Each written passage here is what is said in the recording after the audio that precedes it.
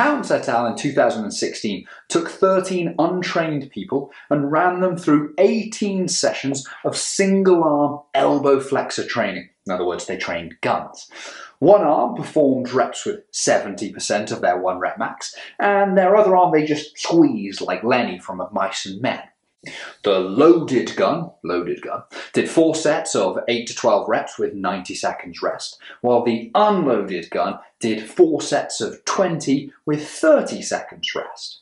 And what did they find? Well, they found the same growth in both groups. Interestingly, the no-load arm grew in the triceps, whereas the loaded arm lost size in the triceps.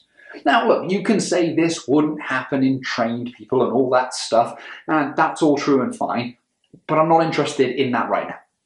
I'm interested in the categorisation used and what it suggests about the thought process, that there is some kind of intrinsic difference between an internal load and an external load. And there isn't. It's like asking a bridge whether it matters if a force comes from a couple of cars, a truck, or 100 people. Provided the stimulus has the same magnitude, direction, and point of application, it doesn't matter where it comes from. A force is a force is a force is a force. The weight of the limb is therefore a force. The arm has a mass, and I'm pretty sure gravity is being applied to it. Force is mass times acceleration. Therefore, the weight of the limb is a force applied to the axis of the elbow when in a curling position. It is a smaller force than adding more mass in the shape of a dumbbell, but your biceps don't know the difference. They just know they're being asked to contract to deal with something.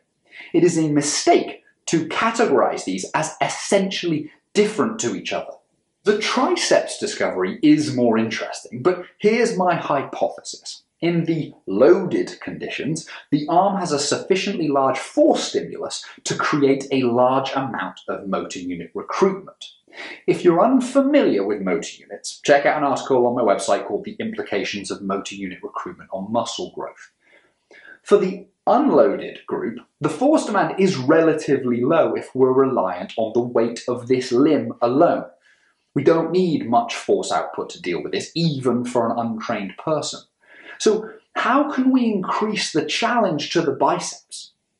Contract the living fuck out of the triceps, because what happens when the triceps contract? They attempt to straighten the arm. Well, what are the biceps fight to cause? Bending of the arm. So when we attempt to contract the biceps as hard as we can, the only way we'll be able to do this without immediately launching our forearm into our face is if the triceps contract back with a decent amount of force. And in fact, the EMG found a greater level of tricep activity in the no-load group than the loaded one. Something that supports the hypothesis that increased biceps force can be demanded by increasing the opposing force provided by the triceps. Just imagine them conducting their own little tug of war on each other.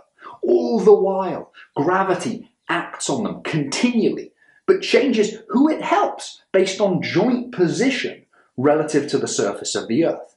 Here versus here, for example. There is no such thing as a no-load condition.